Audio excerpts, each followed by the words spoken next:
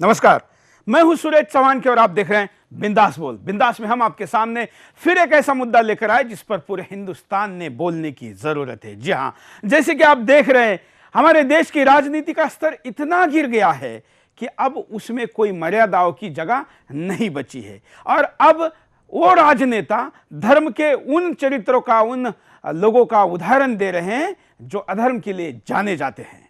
जी हां, अभी आपको याद होगा कि कल ही दिग्विजय सिंह ने कहा था कि नरेंद्र मोदी हिटलर है और उससे भी आगे बढ़कर हमेशा पर्दे के पीछे रहकर काम करने का दावा करने वाले अहमद पटेल अब स्टेज पर आकर कहने लगे हैं कि मोदी दुर्योधन है। तो आज हमने सोचा कि क्यों ना उनको सीधे सवाल पूछा जाए कि भाई अगर मोदी दुर्योधन है तो आप सोनिया को, राहुल को क्या चरित्र और क्या कैरेक्टर के नाम से संबोधित करेंगे? अगर महाभारत की बात करें तो क्या कहेंगे? उनकी तरफ से कोई जवाब पिछले 24 घंटे में नहीं आया, इसलिए हमने सोशल मीडिया पे इसको डाल दिया और लोगों को पूछा कि आखिर अगर अहमद पटेल नरेंद्र मोदी को दुर्योधन कहता है तो लोग बताए कि वो मोदी के लिए क्या शब्द यूज करेंगे या राहुल सोनिया के लिए क्या कहेंगे, दिग्विजय अहमद पटेल के लिए क्या कहेंगे।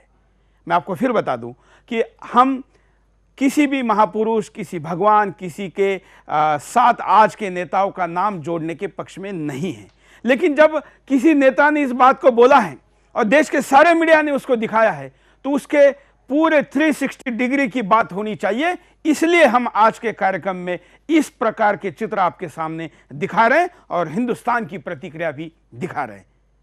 आइए पहले मुद्दे पर नजर डालते हैं।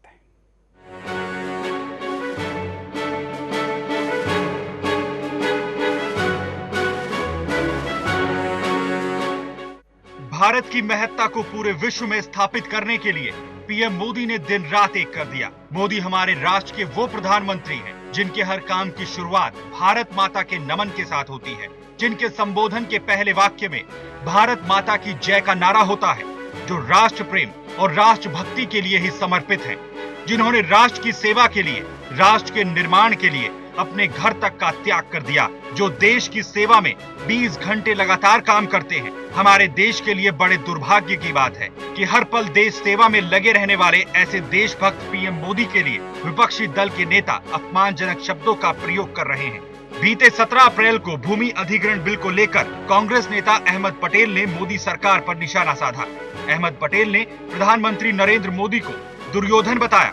पटेल ने सबसे पहले महाभारत का थोड़ा प्रसंग सुनाया, फिर कहा कि मोदी उसी तरह महाभारत के दुर्योधन हैं। इतना ही नहीं, इससे पहले कांग्रेस महासचिव दिग्विजय सिंह ने उस वक्त एक नया विवाद को जन्म दे दिया जब उन्होंने पीएम नरेंद्र मोदी की तुलना जर्मन तानाशाह एडोल्फ हिटलर से की और कश्मीरी अलगाववादी नेता मसरत आलम के लिए साहब शब्द का इस्तेमाल किया।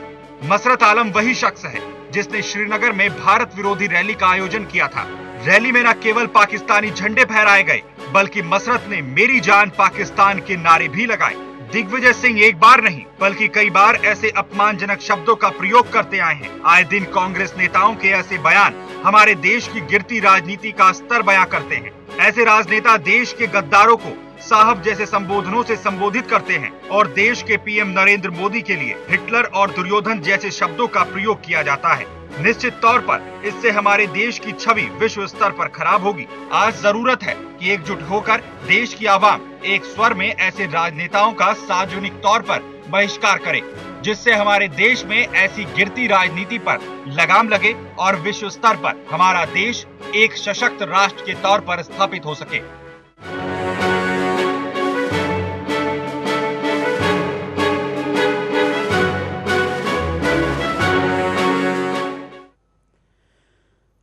तो यह मुद्दा है और इस मुद्दे पर आपको हमेशा की तरह बेखौफ होकर बोलना है। हमारे साथ आज की इस पूरे कार्यक्रम में राष्ट्रवादी पत्रकार जुड़े रहेंगे मयंक जैन जी। मयंक जी, आपका स्वागत है। मयंक जी के साथ साथ आप करोड़ों की संख्या में विभिन्न प्लेटफॉर्म पर सुदर्शन चैनल को देख रहे सारे दर्शक भी अपने घर में बैठकर अपनी बात को टेलीफोन के द्वारा, स्काइप के द्वारा और या व्हाट्सएप के द्वारा वीडियो भेज कर हम तक कह सकते हैं। हम विदाउट एडिट उसके लोगों के सामने दिखाएंगे। मैं मयंक जी के पास पहले चलूंगा, फिर कॉलर के पास चलते। मयंक जी, राजनैतिक असहमति हो सकती है कई मुद्दों पर, कई एक ही दल के कई लोगों की भी असहमति हो सकती है, लेकिन क्या असहमति की भाषा दुर्योधन तक पहुंच सकती है? क्या क्या कहेंगे? ये नफरत है। ये जो कांग्रेस में नफरत है वो उतनी ही नफरत है जितनी इस्लामिक इन्वेडर्स या ब्रिटिश जो राज करते थे, जो यहाँ के लोकल राजा थे उनके प्रति जो नफरत थी, जो हिंदुइज्म के प्रति नफरत थी, वही नफरत कांग्रेस को रही है। क्योंकि कांग्रेस ने कंटिन्यू किया, जो नेहरूवाद है वो नेहरूइज्म ने उसी चीज को कंटिन्यू किया है जो ब्रिटिश राज था। क्योंकि एक प्रकार से नेहरू जो ब्रिटिश साम्राज्य का लास्ट एलिमेंट था जिसने उसको कंटिन्यू किया। तो दिग्विजय सिंह नेहरूइज्म का ही रिप्रेजेंटेटिव है, नेहरूइज्म में ही पला बड़ा हुआ है। तो वो कभी बर्दाश्त नहीं कर सकते कि कोई एक हिंदूवादी राष्ट्रवादी पार्टी पावर में आ गई है, ये उनके बर्दाश्त के बाहर है। इसीलिए इस प्रकार की दुर्योधन से ज्यादा बड़ा आतताई है नहीं। हिंदू जो लिटरेचर है उसमें जो सबसे बड़ा आतताई है, जिसमें जो आतताई के 6 लक्षण बताए हैं, 6 के 6 लक्षण दुर्योधन में हैं। तो वो इससे ज्यादा बड़ी गाली हमारे यहाँ है नहीं। ये इसका प्रयोग करना वास्तव में मसरत आलम के लिए करता तो मैं मान लेता कि वो देश का दुश्मन है, वो उसके लिए प्रयोग कर रहा है। नहीं, उनके लिए तो साहब कह रहे हैं, उनको साहब कह रहा है। तो इसका मतलब यह है कि उनकी जो मंशा है वो इस देश की जो राष्ट्रवादी विचारधारा है, जो ब्रिटिशर्स के टाइम से जिसके ऊपर लगातार अटैक रहा और हिंदुइज्म के अंदर, हिंदूज के अंदर एक इंफीरियरिटी कॉम्प्लेक्स डाला गया कि आप तो एक हीन लोग हैं, आपको अगर हमारे स्तर तक ऊपर आना है, अगर आपको हमारे स्तर पे आकर रहना है तो आपको हिंदुइज्म को निकालना पड़ेगा अपने मन से धीरे धीरे करके। डी हिंदुआइजेशन, आपका हिंदुत्व को बाहर निकालना पड़ेगा। तो ये दिग्विजय सिंह वही लोग हैं, दिग्विजय सिंह हैं, अहमद पटेल है, वो ब्रिटिश लेगेसी को कंटिन्यू कर रहे हैं और डी हिंदुआइज करने की कोशिश कर रहे हैं। और लेकिन आप ये देखिए, बड़े एक बहुत अजीब बात है कि आजकल वो कम्युनिस्ट या ब्रिटिश या वो वाले लिटरेचर से कोट नहीं कर रहे हैं, आजकल वो लोग महाभारत से कोट कर रहे हैं। ये सॉफ्ट हिंदुत्व का प्रॉब्लम है। क्योंकि हिंदू समाज एक हो रहा है और जो मुस्लिम वोट है वो तकरीबन उसकी कोई वैल्यू नहीं बची। क्योंकि हिंदू जब एक हो जाता है तो मुस्लिम वोट की वैल्यू नहीं होती। तो इसलिए आपने देखा होगा केजरीवाल का भी जब स्टिंग हुआ था तो वो मुस्लिम्स को कह रहा था कि भाई तुम्हें निग्लेक्ट कर सकते हैं हम लोग, क्योंकि मोदी को रोकना है तो सारे मुसलमान मुझे ही वोट देंगे। तो मुस्लिम्स को उन्होंने टेकन फॉर ग्रांटेड ले लिया है। और केजरीवाल ने भी बार बार महाभारत से कोट किया, बार बार अपने आप को पांडव कहा, बार बार हिंदू टर्म्स को यूज किया, क्योंकि वो अब चाहते हैं मुस्लिम वोट तो आ ही गया हमारे पास, अब जो मोदी को हिंदू वोट दे रहे हैं उसमें से कुछ हिंदू वोट भी हम खींच ले। और कांग्रेस जानती है कि हिंदू अगर नाराज रहे तो वो जीत नहीं सकते कभी भी। तो इसलिए वो हिंदू टर्मिनोलॉजीज का यूज कर रहे हैं, लेकिन ठीक उल्टा यूज किया उन्होंने। अब जो है बीजेपी को कम से कम बोलना चाहिए कि आतताई जो है उनके क्या लक्षण होते हैं। जो लक्षण मसरत आलम में है वही लक्षण दुर्योधन में थे। शस्त्र हाथ में उठाकर आतंक मचाना एक लक्षण होता है, फिर किसी के घर में आग लगा देना, जहर घोल के किसी के खाने में मिला देना, ये सारे काम दुर्योधन ने किए थे। भीमसेन के लड्डू में जहर मिलाया था, लाक्षागृह में आग लगाई थी, जंगल में जब वो लड़ाई हुई थी तो शस्त्र हाथ में उठाकर आतंक मचाया था, पराई नारी का अपहरण किया था। इस प्रकार के जो आतताई के लक्षण है, तो उसके बाद क्या कहा है शास्त्रों में कि आतताई चाहे गुरु हो, चाहे बालक हो, चाहे बहुश्रुत विद्वान क्यों ना हो, उसकी तुरंत बिना विचारे मौके पर हत्या कर दो। तो ये जो टेररिस्ट हैं, जो इस देश के खिलाफ काम कर रहे हैं और जो किसी के घर में आग लगा रहे हैं या लूट पाट मचा रहे हैं, तो उसके लिए क्या लिखा है। लेकिन ये क्या करते हैं, जब सोहराबुद्दीन को हमारी पुलिस मारती है तब ये मोदी जी को मौत का सौदागर कहते हैं। जबकि आतताई का वध करना तो बहुत अच्छी बात होनी चाहिए। अगर ये मोदी जी को दुर्योधन कह रहे हैं तो ये खुद पांडव की साइड होने चाहिए। और भीम ने क्या किया था, भीम ने सब आतताइयों का वध किया था, सारे कौरवों को अकेले भीम ने मारा था। तो ये भीम तो है नहीं, बिल्कुल, ये तो साहब लगा रहे हैं मसरत आलम के आगे। बिल्कुल, हम आपको वो भी बाइट दिखाते हैं कि क्या कहते हैं दिग्विजय सिंह, देखिए। मैं बराक ओबामा साहब के ध्यान में ये बात लाना चाहता हूं कि सर विंस्टन चर्चिल ने सन 37 में एडोल्फ हिटलर की तारीफ की थी और 5 साल बाद उन्हीं एडोल्फ हिटलर के खिलाफ सर विंस्टन चर्चिल को लड़ाई लड़नी पड़ी।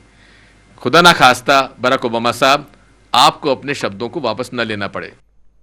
मतलब ये सीधे सीधे भारत और अमेरिका की लड़ाई तक जाने की बात हो रही है। मयंक जी देखिए, इन लोगों को इतनी नफरत है हिंदुइज्म से, या जो भी, अगर बीजेपी और बीजेपी से अगर बीजेपी पूरा कांग्रेस का रूप भी धारण कर ले तो भी अपोज करेंगे, अगर इनकी सारी बातें मान ले तो भी अपोज करेंगे। इनको बेसिकली ये बीजेपी को ये मानते ही नहीं कि ये जो पावर की जो पावर सेंटर है उसमें उसको बैठा जा सकता है, वो इस बात को लेने के लिए तैयार नहीं। और इसके लिए वो किसी हद पर भी जा सकते हैं, वो इंडिया अमेरिका की वॉर भी करा सकते हैं, वो इंडिया पाकिस्तान की वॉर करा सकते हैं, वो चाहेंगे कि मोदी जी हार जाएं किसी तरह उस वॉर में और ये कहें कि देखो ये हार गए। अगर बारिश भी होती है पंजाब हरियाणा में तो ये मोदी को ब्लेम करते हैं। और आप जो सॉफ्ट हिंदुत्व की बात कह रहे हैं, मैं कहूंगा कि दिग्विजय सिंह की इस बाइट के वीडियो को दिखाया जाए। वो आज तक मैंने कभी दिग्विजय सिंह के बाइट में वो किसी ऐसे बैकग्राउंड पे खड़े हुए नहीं दिखाए जहां पर कोई भगवान की मूर्ति हुई। इस वीडियो को चलाइए, उसका ऑडियो नहीं दिखाने की आवश्यकता जो अभी दिखाई थी।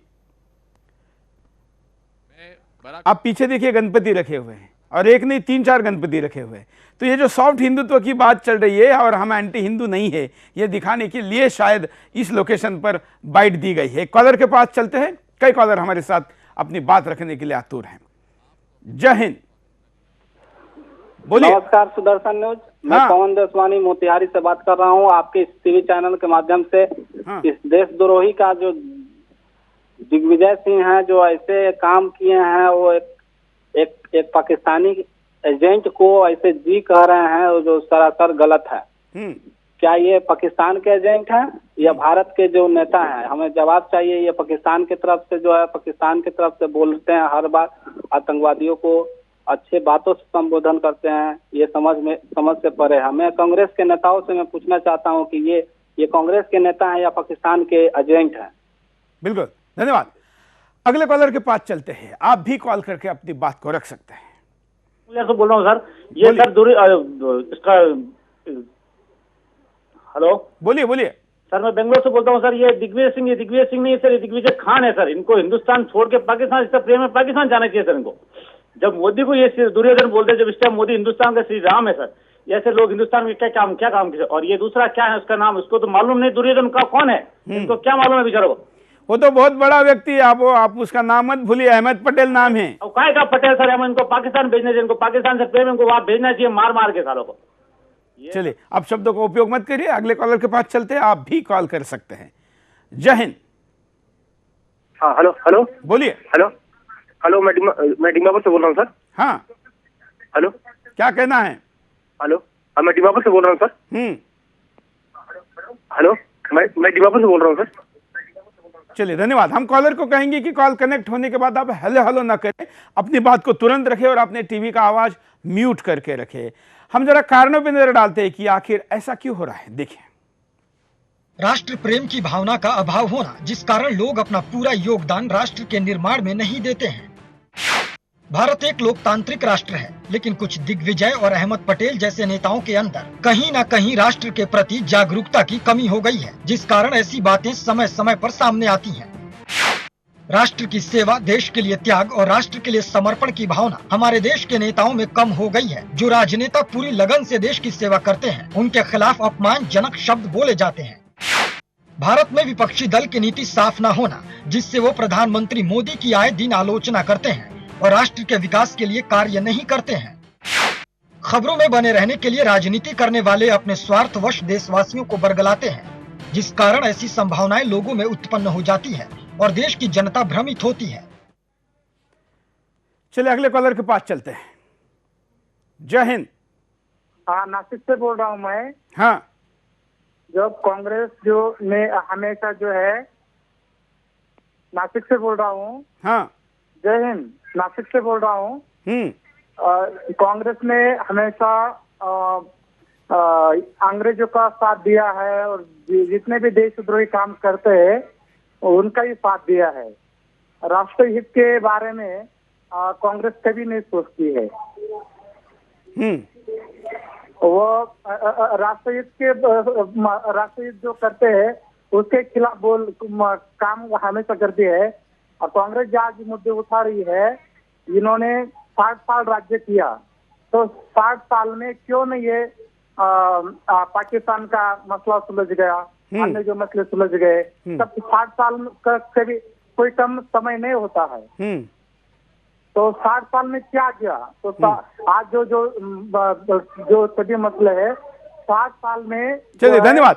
हम आपको स्क्रीन पर वो प्रतिशत दिखा रहे जो इस वक्त, मैं अभी लाइव टेलीकास्ट दे रहा हूँ, इस वक्त हमारे फेसबुक पेज पर लोगों ने क्या प्रतिक्रिया दी। मोदी को श्री कृष्ण बोलने वालों का प्रतिशत 78% लोगों ने कहा श्री कृष्ण, 22% लोगों की कोई प्रतिक्रिया नहीं। दिग्विजय सिंह को दुर्योधन और कंस बताने वालों का प्रतिशत 77% लोगों ने कहा कंस और दुर्योधन, 23% लोगों की कोई प्रतिक्रिया नहीं। 58% लोगों ने अहमद पटेल को देश का दुर्योधन बताया। हम ऐसे संबोधनों का पक्षधर नहीं है, पहले भी मैंने कहा था, लेकिन जब आपने बात निकाली है तो दूर तक तो जाएगी ना। इसलिए हमने जब फेसबुक पर डाला कि लोगों को क्या प्रतिक्रिया देनी है, किस नेता को वो क्या उपमा देंगे, तो ये बातें सामने आई है। कार्यक्रम के आखिर तक भी हम इस वोटिंग को जारी रखे हैं। सुदर्शन न्यूज के फेसबुक पेज पर वोटिंग अभी भी जारी है। इस पर सोनिया गांधी और राहुल गांधी के लिए भी लोगों ने क्या कहा है, ये भी हम आपके सामने दिखाएंगे। मयंक जी, लोगों में जिस प्रकार का गुस्सा है, बात है, प्रतिक्रिया है, क्या कांग्रेस वालों को यह लगता नहीं कि हमारी बात हजम नहीं होगी या बुमराह हो सकती है? नफरत, इतनी ज्यादा नफरत है उनके मन में, जिस तरह का उनकी मानसिकता है। उनके हाथ से आपने सिंहासन छीना है। अब जिसका सिंहासन चला जाता है वो पागल हो जाता है। तो वो पागलपन में वो मोदी के पीछे पड़े हैं, मोदी जी को अपोज करते हैं और उसमें ये इस तरह की बातें कहते हैं और बार बार कही। इन्होंने मौत का सौदागर कहा, इन्होंने कभी गालियां दी, अलग अलग प्रकार के नाम रखे उनके। तो ये पहली बार ऐसा नहीं कर रहे हैं। वो खींच है उनके मन की। लेकिन हमें एक चीज का ध्यान रखना चाहिए, लोग भी देख रहे हैं ना। जैसे आपका जो सर्वे हुआ उसमें लोग देखकर बता रहे हैं कि 78% लोगों ने कहा कि मोदी जी की उन्होंने श्री कृष्ण से तुलना की।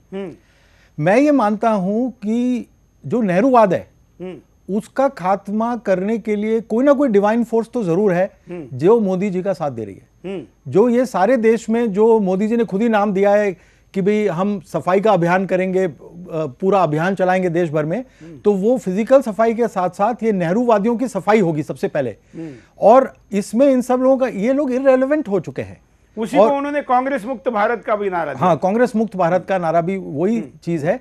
तो लेकिन उसकी स्ट्रेटेजी जो है उसमें वही स्ट्रेटेजी इनको यूज करनी पड़ेगी जो ब्रिटिश और इस्लामिक इन्वेडर्स ने यूज की, जो भारत के राजा थे उनके खिलाफ, और जो कांग्रेस ने यूज की बीजेपी के खिलाफ। जो भी चीज के लिए ये लोग स्टैंड करते हैं, उन सब चीजों की जो मॉरल सुपीरियरिटी है उसको खत्म करना पड़ेगा, उसको एक्सपोज करना पड़ेगा कि कांग्रेस इस चीज के लिए खड़ी रहती है, ये चीज में कोई दम नहीं है। जो चीज पे कांग्रेस के बिंदु हैं उसको पूरी तरह उसका जो मॉरल सुपीरियरिटी है उसको नष्ट करना पड़ेगा। और उसके लिए बहुत बहुत मेहनत की थी। ब्रिटिश स्कॉलर्स आए थे इंडिया, उन्होंने हिंदुइज्म की एक एक ग्रंथ का अध्ययन किया और कोशिश की कि उसको कैसे उसके खिलाफ झूठ फैलाया जाए। और हमें तो झूठ भी नहीं फैलाना है, हमें तो सच बोलना है। अंग्रेजों को तो कम से कम मैन्युफैक्चर करना पड़ा, लेकिन हमको तो सच बोलना है, कांग्रेस को एक्सपोज करना आइडियोलॉजिकली। उसके लिए कांग्रेस जिन जिन चीजों के लिए स्टैंड करती है उन सब चीजों को खत्म करना पड़ेगा।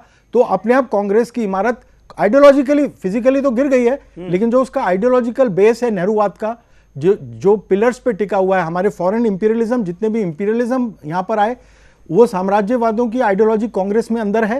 और दूसरा कम्युनिज्म की आइडियोलॉजी, जो नेहरूवाद कम्युनिज्म के बिना नहीं हो सकता। तो जितने साम्राज्यवाद की आइडियोलॉजीज और कम्युनिज्म की आइडियोलॉजीज पे कांग्रेस टिकी हुई है, उन पिलर्स को तोड़ना पड़ेगा। बिल्कुल, जब आप उन पिलर्स को तोड़ देंगे तो उसके बाद आप स्थापित कर पाएंगे बीजेपी को। कॉलर के पास चलते हैं। जय हिंद। हेलो, मैं रविंद्र काली बोल रहा हूँ, महाराष्ट्र नासिक से सर। हाँ, मेरा ये कहना है, दिग्विजय सिंह जो कह रहे हैं मोदी जी को हिटलर कह रहे हैं और अहमद पटेल दुर्योधन कह रहे हैं, हमें मालूम है मोदी जी क्या है, परंतु ये लोग पहली बार में इन्होंने बहुत बार ऐसी उल्टी सीधी हरकत करके आतंकवादियों को आदरणीय शब्द इस्तेमाल किया है और जो देशभक्त है उनके लिए इन्होंने ऐसे ही गलत शब्द इस्तेमाल किए सर। बिल्कुल, धन्यवाद। हम आपको व्हाट्सएप पर भी कुछ प्रतिक्रिया दिखाते हैं। आप भी इस कार्यक्रम के दौरान अपने आप को सेल्फी के रूप में वीडियो निकालकर या किसी के द्वारा वीडियो निकालकर 10 सेकंड का वीडियो हम तक भेज सकते हैं, उसको हम स्क्रीन पर दिखाएंगे। कुछ ये वीडियो पटेल और दिग्विजय द्वारा ये जो बयान दिए जा रहे हैं, ये बहुत ही दुर्भाग्यपूर्ण है। इससे हमारी राजनीति का स्तर का पता चलता है कि इन लोगों की मानसिक सोच कैसी है। ये मोदी को ऐसे वर्डों से संबोधित कर रहे हैं ये बहुत ही गलत है। इसे कभी भी स्वीकार नहीं किया जाएगा। जनता इन्हें बिल्कुल भी माफ नहीं करेगी। बड़ा ही दुर्भाग्यपूर्ण इन्होंने बयान दिया है। जिस प्रकार का बयान दिया है अहमद पटेल जैसे वरिष्ठ नेताओं ने और दिग्विजय सिंह जैसे वरिष्ठ नेताओं ने, बड़ा ही दुर्भाग्यपूर्ण है। मुझे यकीन नहीं हो रहा कि ऐसे ऐसे नेता भी हमारे देश में हैं जो इस प्रकार की महाभारत की संज्ञा दे रहे हैं, जिन्हें महाभारत का तल्क भी ज्ञान नहीं है। ऐसे लोगों को हमारे देश में रहना ही नहीं चाहिए, जो देश के प्रधानमंत्री के ऊपर टिप्पणी कर सकता है। मोदी जी जिस तरीके से विदेश की यात्रा कर रहे हैं, विदेश की यात्रा जाने से पहले जो भारत का जो विदेशों में नाम था वो कहीं ना कहीं भारत का नाम काफ़ी नीचे था, लेकिन मोदी की विदेश यात्रा से भारत का कहीं ना कहीं एक अस्तित्व बना है विदेशों में, कि भारत की पहचान, एक भारत को अलग नाम से जाना जा रहा है विदेश के अंदर। और दूसरी तरफ जय सर, मैं पुष्कर चौधरी बोल रहा हूँ। मैं दिग्विजय सिंह के लिए कहना चाहूँगा, पता नहीं हम लोग उसको सीरियसली क्यों ले रहे हैं। वो डर्टी पॉलिटिक्स का एक नमूना है। अभी पिछले साल ही आप उनका सारे व्हाट्सएप पे और उससे ट्विटर पे हाइप हुआ था, उनको पिक्चर सबने देखा था एक पत्रकार के साथ। तो वो डर्टी है, डर्टी ही बोलेंगे, तो उस पर ज़्यादा चर्चा करने की में जरूरत है नहीं। धन्यवाद। क्या जो ये आखिरी वीडियो में कहा है मयंक जी, क्या दिग्विजय सिंह जैसे लोगों को सीरियसली लेने की जरूरत नहीं? ये ठीक कह रहे हैं ये, लेकिन हकीकत यह है कि भारत का इस्टेब्लिशमेंट ऐसे लोगों से भरा हुआ है। ये वही लोग हैं जो दिल्ली में सोफों पे बैठकर ड्राइंग रूम्स में नक्सली मूवमेंट को चलाते हैं। हाँ। ऑपरेशन ग्रीन हंट जो चिदम्बरम ने शुरू किया था, उसको अपोज किया था दिग्विजय सिंह ने। मतलब नक्सलियों की एक प्रकार से प्रो नक्सलाइट स्टैंड लिया था दिग्विजय सिंह ने। तो ये वो लोग हैं जो टेररिस्ट को के खिलाफ आप ऑपरेशन पुलिस करती है तो ये पुलिस के पीछे पड़ते हैं, आर्मी अगर ऑपरेशन करती है तो ये आर्मी के पीछे पड़ते हैं। एक वर्ड कभी भी इन्होंने टेररिज्म के खिलाफ नहीं कहा। बटला हाउस एनकाउंटर में जो टेररिस्ट मारा जाता है उसके लिए आंसू बहाने पहुंचते हैं आजमगढ़ तक। हाँ, और शहीद जवान जो वहां पर पुलिस वाले हुए उसके खिलाफ जाते हैं। और वो कहते हैं कि वो जवान मरा है, पुलिस का एक ऑफिसर मरता है, लेकिन उसके बाद वो कहते हैं कि पुलिस ने एनकाउंटर करवाया। तो फिर पुलिस वाला क्यों मरता, और वो भी इतना बड़ा उनका ऑफिसर क्यों मरता? तो ये जो देशद्रोह ये है, ये फैशनेबल था।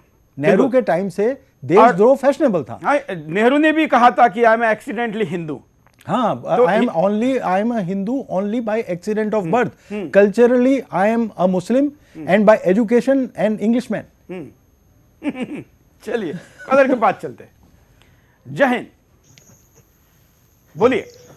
जय हिंद सर। हाँ सर, ये जैसे दिग्विजय सिंह हैं और अपने कांग्रेसी जो नेता हैं, उन सबको तो बेहतर होता कि पाकिस्तान जाके ही वहां चुनाव लड़ते तो बेहतर होता। ये मुशर्रत आलम देशद्रोह की बातें बोलते हैं और उनके फेवर में ये बोलते हैं और मोदी जी पर कटाक्ष करते रहते हैं हमेशा। ये इन लोग का पता नहीं क्या मानसिकता है देश के प्रति। और ठीक है, आज कांग्रेस मुक्त भारत है, ये बेहतर है हमारे लिए। और चूंकि मैं तो माइनॉरिटीज से भी आता हूँ, फिर भी मुझे मोदी जी बहुत अच्छे हैं। और सही में उनको अगर ये दुर्योधन कहा जा रहा है तो ये उनकी मानसिकता है जो कह रहे हैं। चलिए, धन्यवाद। अहमद पटेल ने क्या कहा था, उस वीडियो को देखते हैं। जी की जीत है या अहम है या अभिमान है कि नहीं, हम तो इसे लाके ही रहेंगे। मैंने पहले भी दृष्टांत दिया था महाभारत का कि जब कृष्ण भगवान शांति दूत बन के हस्तिनापुर गए और दुर्योधन को जब कहा गया कि जो जमीन या जो गांव आपने लिए उनको लौटा दीजिए, ये अच्छी बात नहीं है। तब उनके दिल में, हृदय में जो अहम था, जो अभिमान था दुर्योधन के, उन्होंने कहा कि नहीं, मैं एक इंच भी जमीन वापस नहीं दूंगा।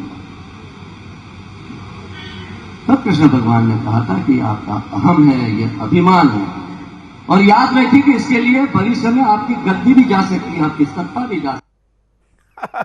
मयंक जी, ये श्री कृष्ण क्या राहुल गांधी को कह रहे क्या? हाँ, ये कह सकते हैं, क्योंकि अभी इनको सॉफ्ट हिंदुत्व खेलना है। तो ये हिंदू कैरेक्टर्स जिनकी हम पूजा करते हैं उनको तो ये अपनी तरफ रखेंगे, और जो हमारे एनिमीज हैं हिंदू माइथोलॉजी में, हिंदू शास्त्रों में, ये उसको अपोज करेंगे। तो बेसिकली ये दुर्योधन का एग्जांपल दे रहे हैं कि एक सुई जितनी नोक की भूमि भी मैं नहीं दूंगा, ये तो कांग्रेस पे लागू था। हमने इन्हें कहा था कि आप केवल हमें श्री राम जन्मभूमि दे दीजिए, केवल एक दे दीजिए। हमने 2000 मंदिरों की लिस्ट दी थी जो मुस्लिम इन्वेडर्स ने नष्ट किए थे। हमने कहा था केवल आप हमको श्री राम जन्मभूमि मंदिर दे दीजिए, बाकी हम सब भूल जाएंगे, हम छोड़ देंगे आप पे। इन्होंने वो एक भी नहीं दिया। इन्होंने एक भी नहीं दिया। तो ये जो है, ये वास्तव में दुर्योधन का रोल इन लोगों ने प्ले किया है। और ये जो लैंड एक्विजिशन बिल जिसके ऊपर ये जमीन की बात कर रहे थे, ये लैंड एक्विजिशन बिल कांग्रेस का ही है। उसमें थोड़े से मॉडिफिकेशन हुए हैं, बहुत ही माइनर मॉडिफिकेशंस हुए हैं, जो भी फार्मर के बेनिफिट के मॉडिफिकेशंस हुए हैं। लेकिन क्योंकि वो बीजेपी ने किया है, वही कांग्रेस, अगर यही बिल लालू यादव लाता, यही बिल मुलायम सिंह यादव लाता, यही बिल ममता लाती, ये बिल कोई भी लाता, उसको पास कराते। इस बिल से भी ज्यादा डेंजर बातें उत्तर प्रदेश में हो रही है। आजम खान वहां अपने ही गृह क्षेत्र में रामपुर में दलितों को अपने घर से उठाकर वहां पर पार्किंग करवा रहे हैं। उसके खिलाफ नहीं कोई बोलेगा। हाँ, ये देखिए, ये अभी भी जो मैंने आपको बताया कि जो इस्लामिक इन्वेजन्स हुए थे या ब्रिटिश काल का साम्राज्य था, उसके काफी सारे अंश कांग्रेस के दिमाग में और हमारे देश के एस्टेब्लिशमेंट में वही नक्शा बना हुआ है देश को चलाने का। अगर आप कोई राष्ट्रवादी व्यक्ति को बिठा देंगे तो सब अपोज कर रहे हैं। देखिए, सबसे ज्यादा दर्द किसको हो रहा है? जिनकी गद्दी गई उनको दर्द हो रहा है कि मोदी जी ने हमारी गद्दी छीन ली, तो सबसे ज्यादा दर्द उनको है। दूसरा दर्द है ब्यूरोक्रेसी को, जिनकी शराब की पार्टियां रुक गई दिल्ली में, जिनके मांस सर्व करना रुक गया, जिनकी रोजाना जो 5 स्टार होटल्स में बैठ के शराब पीते थे 2-2 बजे तक कॉर्पोरेट वर्ल्ड के साथ, वो बंद हो गया। और उनको टाइम पे ऑफिस पहुंचना पड़ता है, खाना भी वहीं बैठ के खाना पड़ता है, रोज कार्ड को डालना पड़ता है जिससे पता चले कि कितनी देर वो वहां बैठे। उनका रिकॉर्ड बनाया जा रहा है, स्टेट गवर्नमेंट्स जो बीजेपी की जहां पे आ गई है या सेंट्रल गवर्नमेंट में, कि क्या क्या काम किया उसका आकलन किया जा रहा है। तो बहुत नाराज हैं गवर्नमेंट ऑफिसर्स। तो ये जो सारे लोग हैं, जो इस्टेब्लिशमेंट है इस देश का, वो उसी नक्शे पे चलना चाहते हैं जो कॉलोनियल नक्शा था। वो कॉलोनियल नक्शे से राज करना चाहते हैं। अगर इंडियन पॉइंट ऑफ व्यू से बीजेपी मोदी की अध्यक्षता में राज करेगी तो इनके पेट में दर्द होता है। तो यही पेट का दर्द जो है, ये इस तरह की भाषा का प्रयोग कर रहे हैं। अब ये महाभारत कोट करने लग गए, जो महाभारत को माइथोलॉजी कहते थे, जो मतलब मिथ्या ग्रंथ। जिन्होंने महाभारत तो जिन्होंने राम के बारे में एफिडेविट दिया था कोर्ट में कि राम काल्पनिक पात्र हैं, हाँ, वो अब इसको कोट करने लगे। अब वो अब हिंदू माइथोलॉजी से कोट, जिसको ये माइथोलॉजी कहते थे, माइथोलॉजी मतलब मिथ्या वर्ड से ही आया है वो सब। चलिए रुकते एक छोटे से ब्रेक के लिए, ब्रेक के बाद दोबारा आएंगे बिंदास बोल जारी।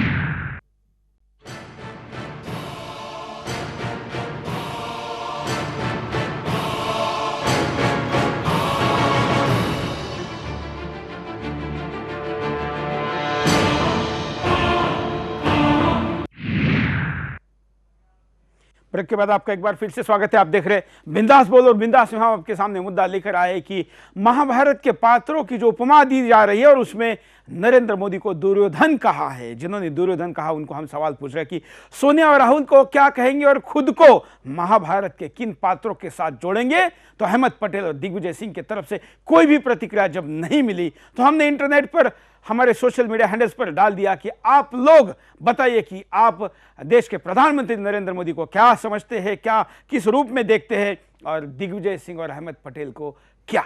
तो लोगों ने जो प्रतिक्रिया आपके सामने दी है वो हमने आपके सामने अब तक दिखाई है। एक और बार हम 15 मिनट में आपको लेटेस्ट अपडेट देंगे और कार्यक्रम के आखिर में भी देंगे। आप अगर वोट करना चाहते हैं, अपनी बात रखना चाहते हैं तो हमारे फेसबुक पेज सुदर्शन न्यूज पर जाकर अपनी बात को रखें। हम आपकी प्रतिक्रिया और आपके प्रतिशत को चैनल पर दिखाएंगे।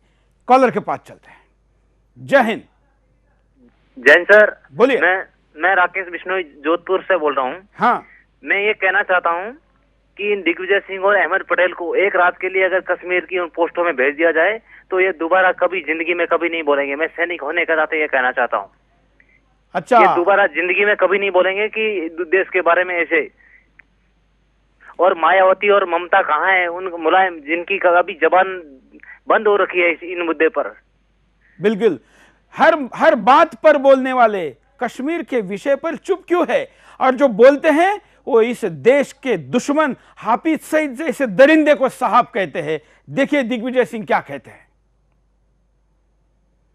हाफिज सईद साहब, जहां तक सवाल उनका है, वो तो साफ है कि उनके आतंकवादी गतिविधियों में वे शामिल हैं और प्रमाणित है और पाकिस्तान हुकूमत उनका संरक्षण कर रही है, ये बात भी साबित है। कॉलर के पास चलते हैं। जय हिंद जी, नमस्कार सुरेश सर, बहुत बहुत धन्यवाद ऐसे कार्यक्रम चलाने के लिए। मैं जवाब पूछना चाहता हूं कांग्रेस वालों से, कब तक इस तरह की जो है इस तरह की बयानबाजी करते रहेंगे? क्यों देश के साथ खिलवाड़ करना चाहते हैं? हम जवाब चाहना चाहते हैं कांग्रेस के उन नेताओं से जो ऐसे ऐसे नेता को अपने यहाँ पाल रखे हैं, इस तरह की जो हरकत हरदम करते रहते हैं। पहले ओसामा को ओसामा जी करके संबोधन किया, जवाब दें। उस समय की परिस्थिति दूसरा थी, आज की परिस्थिति दूसरा है।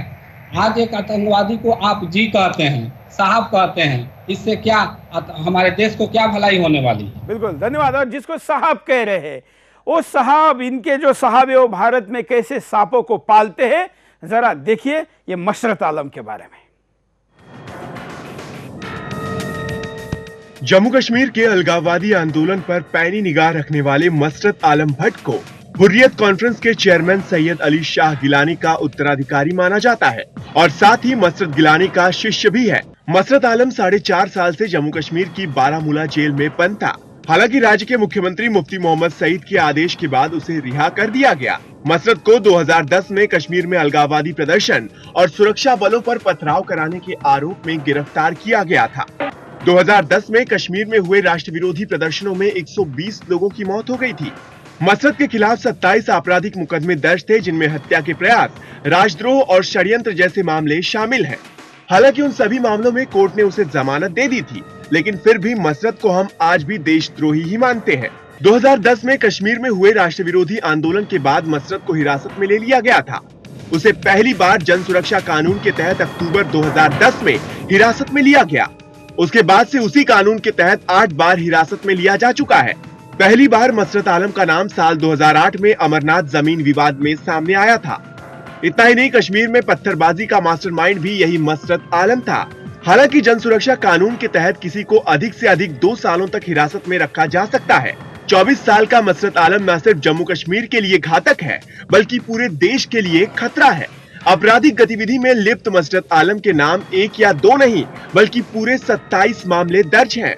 इनमें जम्मू कश्मीर के पिनल कोड की धारा 147 यानी गैर कानूनी रूप से कहीं जमा होना, धारा 148 यानी दंगा फैलाना और खतरनाक हथियार रखना, धारा 436 यानी सरकारी संपत्ति को नुकसान पहुंचाना और धारा 153A यानी समाज में नफरत की आग फैलाना शामिल है।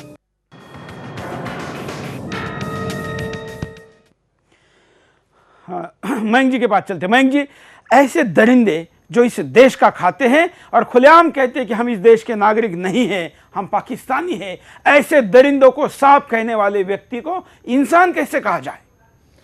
ये देखिए, ये जो मसरत आलम है, ये एक आइडियोलॉजी को बिलोंग करता है। वो अपनी आइडियोलॉजी, वो अपना काम कर रहा है। वो पाकिस्तानी आइडियोलॉजी को ओपनली सपोर्ट कर रहा है। हम नहीं कर रहे कुछ। प्रॉब्लम ये है। और अगर हम कुछ करने जाएं तो ये जो कम्युनिस्ट पत्रकार जो बैठे हैं बड़े बड़े चैनल्स में, अंग्रेजी बोलते हैं और जो हल्ला मचाते हैं, वो ये बोलेंगे कि देखिए कश्मीर में गरीबी थी, कश्मीर में लोग मर रहे थे, भूखे मर रहे थे, तो टेररिज्म तो पनपेगा ही।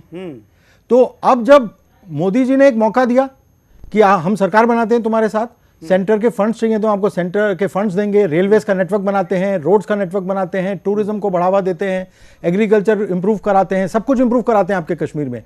तो ये लोग क्या कह रहे हैं कि हमें पत्थर फेंकना है, हमें पाकिस्तान के फेवर में झंडे दिखाने हैं, हमको सब चीजें उल्टी करनी है, डेवलपमेंट के जितनी चीजें खिलाफ हैं वो सारी चीजें करनी है। तो ये जो मसरत आलम बोल रहे हैं ना, इससे जो उनकी पुरानी थ्योरी थी वो एक्सपोज हो रही है। अभी तक हमको वो क्या कहते थे कि इकोनॉमिक रीजंस की वजह से वहां पे अलगाववाद पनपता है, और अगर यहां पे डेवलपमेंट कराती भारत की सरकार तो यहां पर अलगाववाद नहीं पनपता। तो अब जब डेवलपमेंट कराने जा रहे हैं तो वो उल्टी बात कर रहे हैं, वो डेवलपमेंट होने ही नहीं दे रहे, वो सरकार को चलने ही नहीं दे रहे। तो अब ये इंटरनेशनल कम्युनिटी को साफ हो जाएगा कि बदमाशी जो है ये लोग कर रहे हैं। बिल्कुल, और यही मीडिया है जो वहां पर मारे गए आतंकवादियों को इनोसेंट कहता है और मरने वाले जो शहीद आर्मी वाले हमारे जवान हैं, उन जवानों के मृत्यु पर सवाल उठाता है। कॉलर के पास चलते हैं। जय हिंद। जय माँ भारती। सर जी बोलिए। जय माँ भारती सर जी। हाँ, क्या कहना है सर जी, एक्चुअली देखा जाए तो कांग्रेस लोग, हमारे कांग्रेस के जितने भी नेता हो, चाहे बड़े लीडर हो चाहे छोटे लीडर हो, वो आप देख लो तो आतंकवादियों को साहब और सरकारी लाइक मेहमान की तरह पूछते हैं। लेकिन अगर देखा जाए तो हम लोग के सिपाही को वो लोग आतंकवादी बोलते हैं। हम लोग के सिपाही, हम लोग के जो हम लोग के जो देश को आजाद करवाया था, जिन्होंने फ्रीडम फाइट किए थे, हमारे लोग, भगत सिंह को आतंकवादी कहते। धन्यवाद। ये तो इन लोगों की मानसिकता है मयंक जी। भगत सिंह को आतंकवादी कहने वाली बात कोई ज्यादा पुरानी नहीं है, अभी 1 साल पहले की यह घटना है मयंक जी। हाँ, देखिए ऐसा है कि वही वाली बात आ गई कि जो ब्रिटिशर्स के लिए, ब्रिटिशर्स उनको टेररिस्ट कहते थे क्योंकि वो जो एक बहुत बड़ी लड़ाई लड़ रहे थे ब्रिटिश साम्राज्य के खिलाफ, भगत सिंह। तो अब हमारे लिए तो वो स्वतंत्रता सेनानी है ना, लेकिन क्योंकि इन लोगों का जो पूरी एजुकेशन है वो ब्रिटिश एजुकेशन है, उनका सोचने का तरीका ब्रिटिश है और वो डी हिंदुआइज हो चुके हैं। बिल्कुल। और तो शिवाजी और इनके जो आका थे नेहरू, उन्होंने जब पहली बार पुस्तक लिखी भारत की डिस्कवरी ऑफ इंडिया, तो उन्होंने शिवाजी महाराज को भी डकैत, चोर और लुटेरा कहा था। इस कल्चर से आए दिग्विजय से क्या अपेक्षा की जा सकती है? कॉलर के पास चलता है। जय हिंद। हेलो सुरेश भाई, जय हिंद। बोलिए। सुरेश भाई जय हिंद, मैं विक्की बोल रहा।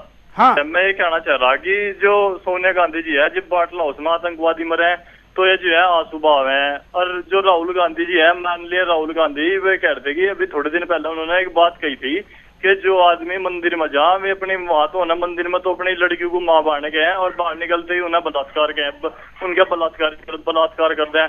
तो मैं ये कहना चाह रहा कि हिंदू सरदार और जैनी जा मंदिर में तो हम तो सब बलात्कारी हुए अपनी माँ बहनों के और बेटियों के, हम बलात्कार की पैदाइश हो गई जो उनके बालक हैं।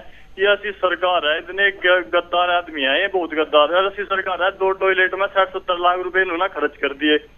और बात बतावे है मोदी को।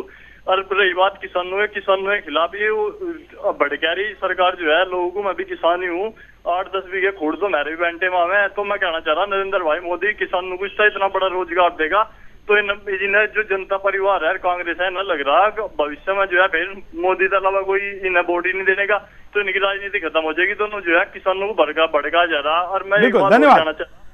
अगले कॉलर के पास चलते हैं।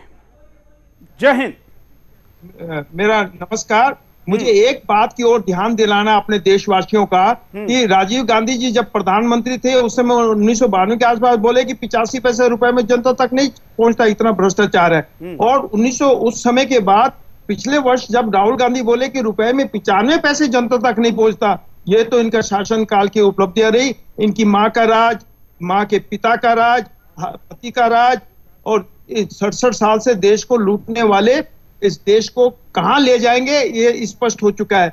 ये जो धर्मनिरपेक्षता की नीति लाई, ये मेकाले की नीति का ही अंग था। और बात मैं देश के सामने और एक रखना चाहते हुए ऐतिहासिक दस्तावेज है उसके कि अफगानिस्तान से माइग्रेट होकर के जवाहरलाल नेहरू का परिवार इधर आया था 1857 में, जब आगरा में कत्लेआम हो रहा था अंग्रेजों के द्वारा। तो इस समय इन्होंने कहा कि हम नेहरू वंश के हैं, और कश्मीर से, जबकि नेहरू नाम का कोई गोत्र या इस प्रकार का कोई वंश कश्मीर में नहीं होता। हो ना हो, ये अंग्रेजों की चाल थी, अंग्रेजों की नीति थी, जिसके अंतर्गत इस परिवार ने इस देश के साथ प्रो मुस्लिम कार्यक्रम किए। धर्मनिरपेक्षता के नाम पर हिंदुओं को इन्होंने उजाड़ा। हिंदुओं को आप कहां से बोल रहे हैं? हमारे क्रांतिकारी जो शहीद हुए। मैं साहब दिल्ली से बात कर रहा हूं। धन्यवाद। अगले कॉलर के पास चलते हैं, आप भी अपनी प्रतिक्रिया रख सकते हैं। जय हिंद। हाँ सुरेश जी नमस्कार। नमस्कार। हाँ सुरेश जी, मैं हैदराबाद से ब्रजमोहन जोशी बात कर रहा हूँ। बोलिए जोशी जी। हाँ सुरेश जी, देखिए ये लोग, ये तो क्या राजनीतिक लोग है, ये जो अच्छा काम कर रहे हैं उनके ऊपर लांछन लगाते हैं कि भाई ये है। लेकिन बोलो राजनीतिक लोगों के लांछन लगाने से नहीं होता है। जो पब्लिक क्या सोचती है, पब्लिक राजनेताओं के बारे में क्या सोचती है, उसके बारे में मैं आपको बताता हूँ। देखिए मेरा क्या विचार है, मनमोहन सिंह धृतराष्ट्र और सोनिया गांधी गांधारी है, दिग्विजय सिंह खुद दुर्योधन और कपिल सिब्बल अत्याचारी है, राहुल गांधी पप्पू और कांग्रेसियों की मती गई मारी है। इन दृष्टिहीन बेचारों को कहो कौन गति अब प्यारी है। चलिए धन्यवाद। हम आपको बता दें कि आखिर ये बात शुरू अहमद पटेल ने की है, तो बात दूर तक जा रही है, तो बुरा मानना नहीं चाहिए। अगले कॉलर। जय हिंद। हेलो, बोलिए। हाँ, मैं साउथ का सरपंच जिला झुंझुनू गांव गंगा से बोल रहा हूँ। वाह, बोलिए। हाँ, मैं ये कहना चाहता हूँ मैं ये कहना चाहता हूँ कि हमारे बुजुर्गों ने आजादी दिलाई थी तो बहुत सोच समझ के और बलिदान दे की दिलाई थी। आज ये मौलवी है या और कोई संस्था है वो धर्म के मिस भड़काते हैं, लड़ाते हैं। देश के विरुद्ध बोलने वाले के लिए सख्त से सख्त सजा होनी चाहिए। बिल्कुल, धन्यवाद। लेकिन ऐसी सजा नहीं होती और फिर क्या परिणाम होता है ऐसी घटनाओं का, उसको भी देख लेते हैं। राजनेताओं से भारत में राजनीति का स्तर गिर जाएगा, जिससे देश की छवि खराब होगी। देश का विकास कहीं न कहीं बाधित होगा, जिससे भारत भविष्य में दुनिया के सभी देशों की तुलना में पीछे रह जाएगा। देश में दिग्विजय जैसे नेताओं में राष्ट्र प्रेम की भावना न होने से देश की आंतरिक शांति भंग होगी और सभी दल मिलजुल कर देश हित में काम करने के बजाय आपस में ही लड़ते रहेंगे। विश्व स्तर पर देश की छवि धूमिल होगी, जिससे देश के मान सम्मान में कमी आएगी। हम आपके सामने दिखाते हैं कि फेसबुक पर लेटेस्ट अपडेट लोगों का क्या है, किसको क्या कह रहे हैं। देखिए,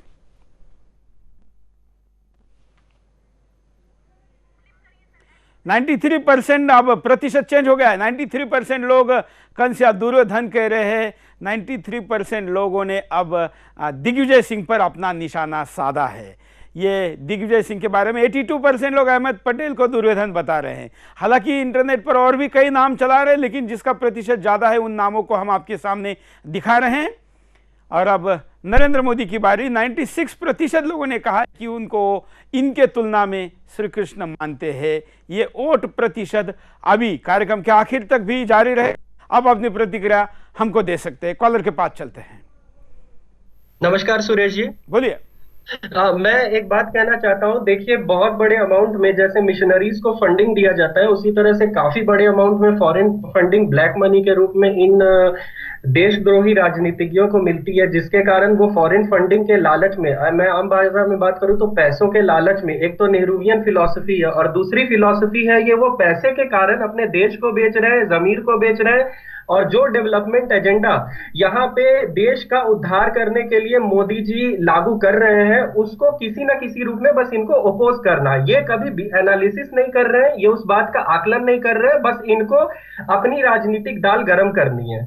तो मैं यही कहना चाहता हूं कि कोई पॉलिसी गवर्नमेंट को इसी टाइम राज्यसभा में जैसे ही उनका मैंडेट बढ़े वैसे ही इन सारे चीजों के अगेंस्ट में लाना जरूरी हो गया इंडिया में। नहीं तो मसरत आलम जैसे लोगों की अगुवाई करने वाले और धारा 370 का विरोध करने वाले की संख्या ऐसे ही बढ़े रहेगी।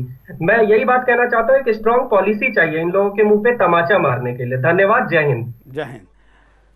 वही जो आप बात कर रहे थे, लोग इसी बात को आगे बढ़ा रहे हैं। मयंक जी, देखिए, ऐसा है कि ये जो बता रहे हैं बहुत ही अच्छी बात इन्होंने कही कि इसमें केवल आइडियोलॉजिकल रीजंस नहीं है, इसमें फाइनेंशियल रीजंस भी हैं कि उनको फंडिंग मिल रही है।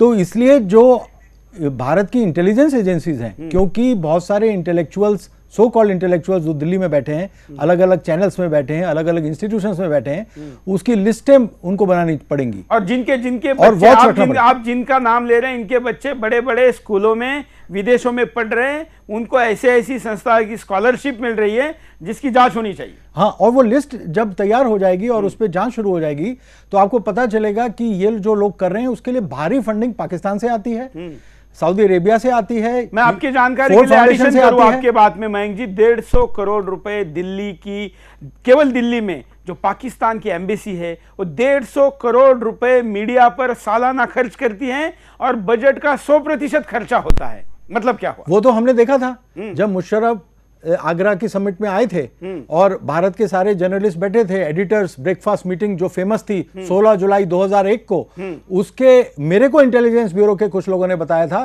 कि बहुत पैसे बटे हैं। उसके एक दिन पहले रात में पैसे बटे थे और बहुत सारे पत्रकारों को पैसे दिए गए थे। अभी हाल में जो एक पत्रकार जिनकी मृत्यु हुई है, हाल में ही हुई है मृत्यु, उसमें वो खड़े होकर बोले थे कि देखिए कि एक भी एडिटर इस रूम में ऐसा नहीं बैठा है जो ये नहीं मानता कि कश्मीर जो है वो भारत और पाकिस्तान के बीच का कोर इशू है। इसका मतलब वो पाकिस्तान की जो पॉलिसी है वो मुशर्रफ को बता रहा था। वो तो एनडीटीवी का कैमरा वहां लगा हुआ था और उन्होंने वो स्टार न्यूज पर उनका आता था उस वक्त कार्यक्रम, वो दिखा दिया था उन्होंने कार्यक्रम। तो उस दिन भारत का पूरा मीडिया एक्सपोज हो गया था। उसके बाद जब मुशर्रफ वापस जाते हैं पाकिस्तान, तो वो अपने जर्नलिस्ट को जब संबोधित करते हैं तो वो कहते हैं कि देखिए भारत की मीडिया ने मेरा बड़ा सम्मान किया, मेरे को बड़ी इज्जत दी, लेकिन कृपया आप उनके जैसे मत बनना, आप तो पेट्रियोटिक रहना, आप देशभक्त रहना, अपने मीडिया को उन्होंने बोला है। तो इससे ज्यादा शर्म की बात क्या हो सकती है? भारत के तमाम ऐसे पत्रकार जो थोड़ी सी रकम के लिए ईमान बेचते हैं, इस देश के इमेज को भी खराब कर रहे हैं। कॉलर के पास चलते हैं। जय हिंद। सूरज जी नमस्कार। बोलिए। हेलो सूरज जी नमस्कार। हाँ, ईश्वर जोशी बोल रहा हूँ पालमपुर से। बोलिए। पालमपुर गुजरात से बोल रहा हूँ। और हेलो, एक दिग्विजय सिंह ऐसे मुख्यमंत्री प्रधानमंत्री साहब को ऐसा बोल सकता है, और ये जो आतंकवादी है वो इसके जमाई हैं, उसके जमाइयों के बारे में जिकारा से बोलते हैं फलाना जी ढेकरा जी, और ये बोलता है नरेंद्र मोदी जी को हिटलर बोलता है, दुर्योधन बोलता है। ये दिग्विजय सिंह को पागल खाने में भर्ती करना चाहिए उसको, और अहमद पटेल को, दोनों को। धन्यवाद। हम आपको दिखाते हैं कि भारत के राजनेता जिस प्रधानमंत्री की इतनी अवहेलना कर रहे, दुनिया के सबसे पावरफुल आज के अमेरिका जैसे देश के राष्ट्रपति टाइम जैसे मैगजीन में, ऐसा नहीं कि भारत में आए हैं और इसलिए भारत के मीडिया के सामने, भारत के लोगों के सामने मोदी की तारीफ कर रहे हैं, बल्कि अमेरिका में बैठकर वहां के टाइम मैगजीन में मोदी के बारे में क्या लिखते हैं, देखिए। अमेरिकी राष्ट्रपति बराक ओबामा ने टाइम्स मैगजीन के लिए लिखे एक लेख में पीएम नरेंद्र मोदी की जमकर तारीफ की। ओबामा ने मोदी को परिवर्तन का अगुवा करार दिया है। ओबामा ने लिखा है कि मोदी जब छोटे थे तो उन्होंने चाय बेचने में अपने पिता की मदद करके परिवार चलाया। आज वो दुनिया के सबसे बड़े लोकतंत्र के लीडर हैं। गरीबी के दिनों से पीएम बनने तक का उनका जीवन भारत के उत्थान की क्षमता और गतिशीलता को बयां करता है। ओबामा ने आगे लिखा है कि देश को आगे ले जाने के लिए दृढ़ संकल्पित मोदी का मकसद गरीबी को कम करना, शिक्षा को बढ़ावा देना, महिलाओं और लड़कियों का सशक्तिकरण है। भारत की तरह वो आधुनिकता और परंपरा के समागम है जो योग के लिए समर्पित है और भारतीय नागरिकों से ट्विटर के जरिए जुड़ते हैं। वो डिजिटल इंडिया का सपना देखते हैं। वहीं पीएम मोदी ने बराक ओबामा की तारीफ पर उनका शुक्रिया अदा भी किया। पीएम मोदी ने ट्वीट करके लिखा है कि प्रिय बराक ओबामा, तुम्हारे शब्द दिल को छू जाने वाले और प्रेरणादायक हैं। मयंक जी, पिछले प्रधानमंत्री को इसी टाइम मैगजीन में लो अचीवर कहा था, और इस बार टाइम ने भी कहा है और बराक ओबामा जैसे लोग भी मोदी की तारीफ कर रहे हैं। ऐसे में क्या ये जो जिस प्रकार की आग लगी है और बरनाल की जरूरत दिख रही है, ये उसी का नतीजा नहीं है? बिल्कुल, ये देखिए ऐसा हो रहा है कि सारे वर्ल्ड में मोदी जी की प्रशंसा हो रही है, वहां का मीडिया मोदी जी की तारीफ कर रहा है, वहां के नेता, इवन पाकिस्तान का मीडिया लगातार दिखा रहा है कि मोदी जी कितने देशों में जा रहे हैं, राष्ट्रहित के कितने सारे काम कर रहे हैं, और अपने नेताओं को वो कह रहा है पाकिस्तान का मीडिया कि तुम्हारी रीढ़ की हड्डी नहीं है। देखिए मोदी कैसे जो यूरोप के नेता हैं और जो अमेरिका के नेता हैं उनके सामने अपने देश की बात करते हैं। आप क्यों नहीं अपनी रीढ़ की हड्डी रखकर ऐसे बात कर सकते हैं? पाकिस्तान का मीडिया कह रहा है, ओबामा कह रहा है, जिस भी देश में जाते हैं, ऑस्ट्रेलिया का प्राइम मिनिस्टर कह रहा है, ब्रिटेन का प्राइम मिनिस्टर कह रहा है, ऑस्ट्रेलिया का प्राइम मिनिस्टर, ये कनाडा का प्राइम मिनिस्टर कह रहा है।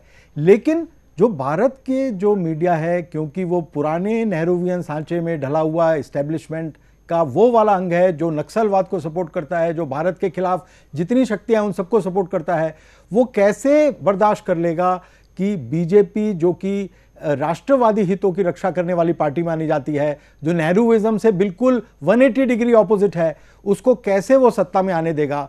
तो वो हर मिनट, हर मोमेंट, हर क्षण वो इसको वीक करने की कोशिश करेगा।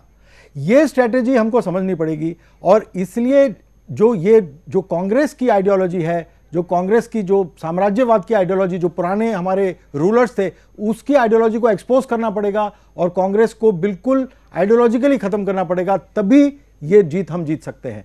जो लोग कहते हैं ये पोस्ट आइडियोलॉजी का सोसाइटी होगी, अब आइडियोलॉजी का कोई मायने नहीं है, वो ये नहीं जानते कि ये लोग आइडियोलॉजी ही चला रहे हैं, लेकिन वो छुप कर चला रहे हैं। बिल्कुल, और अभी उसको किसी ऑर्गेनाइजेशन का नाम देने के बजाय सोशल सोसाइटी कहा जाता है, सोशल जस्टिस की बात की जाती है, या उसको कहा जाता है कि एनवायरमेंट या फलाने जो ऐसे लुभावने नाम दिए जाते हैं, करना वही है, लेकिन तरीका बदला है। एंटी करप्शन भी है, बिल्कुल। एंटी करप्शन की आड़ में कम्युनिस्ट जो है पावर में आ गए दिल्ली में, अंधश्रद्धा के नाम पर पावर में आ गए। कॉलर के पास चलते हैं, उनकी प्रतिक्रिया दें। जय हिंद। नमस्कार सर, जय हिंद। मैं नरेंद्र वाम्बुरकर बात कर रहा हूँ, परभनी महाराष्ट्र से। सबसे पहले अपने सुदर्शन न्यूज के पूरे चैनल का मैं हार्दिक आभारी हूँ कि आपने देशभक्ति पर इतना अच्छा बिंदास दोस्त आप दिखाते हो। रही बात ये आज की बिंदास दोस्त बोल की जो शो है, उसमें दिग्विजय सिंह और ये जो बाकी लोग हैं उनका बोलने पे हमने इतना ध्यान नहीं देना चाहिए। आज जब पूरी दुनिया अपना भारत का लोहा मान रही है, मोदी जी तो कृष्ण है, भगवान कृष्ण है हमारे सबके लिए, सब देशभक्तों के लिए वो भगवान श्री कृष्ण ही है। धन्यवाद सर। उपाय देख लेते हैं कि क्या उपाय हो सकते हैं। देखिए, सभी नागरिकों को सभी राजनेताओं की आलोचना से बचना चाहिए और सम्मान देना चाहिए, जिससे राष्ट्र का विकास हो सके। राष्ट्र प्रेम को बढ़ावा देने के लिए सभी को कार्य करना चाहिए। राजनेताओं को सभी के लिए सम्मानजनक भाषा का प्रयोग करना चाहिए, जिससे आम जनता के मन में देश के प्रति जिम्मेदारी उत्पन्न हो सके। देश के उच्च पदों पर आसीन लोगों को ऐसी बातें करने से बचना चाहिए जिससे देश की प्रतिष्ठा समाप्त हो। देश के हर नागरिक को इस बात का ध्यान रखना चाहिए कि वो देश में सबसे पहले राष्ट्र धर्म को, राष्ट्र के प्रति अपने कर्तव्य को समझे और राष्ट्र के निर्माण में अपना सहयोग दें। आज हम यहीं पर रुकते हैं। बिंदास बोल में क्या हो विषय, इसलिए आप हमको लिखकर भी भेज सकते हैं। हमारा पता है Sudarshan news A84 sector 57 Noida 201-301। आप हमको मेल भी कर सकते हैं, हमारे तमाम सोशल हैंडल्स पर भी आपकी बात को हम तक पहुंचा सकते हैं। बिंदास में विभिन्न प्रकार की आपकी सूचनाओं का हम पूरा सम्मान करेंगे, क्योंकि इस देश के आम आदमी को अपने घर में बैठकर बात रखने का मौका हम इसी प्लेटफॉर्म से देते हैं। हम जानबूझ के इस कार्यक्रम में उन राजनेताओं को नहीं बुलाते जो अपनी पार्टी का कोई भी रुख क्यों ना हो, उसको बस अपनी पार्टी के लॉयल्टी के तरफ ही लेकर जाते हैं। हम देश के लिए लॉयल लोगों को इस कार्यक्रम में बुलाते हैं। यह हमारा स्क्रीन पर पता चल रहा है, जिस पर आप हमें लिखकर पत्र भी भेज सकते हैं और हमारा वेबसाइट पर आप आपका फीडबैक भी हमको दे सकते हैं। मयंक जी, मैं आपका आभारी हूँ, आपने टाइम निकाला और इस कार्यक्रम में आए, और सारे दर्शकों का भी आभारी हूँ। आज के लिए इतना ही। जय हिंद।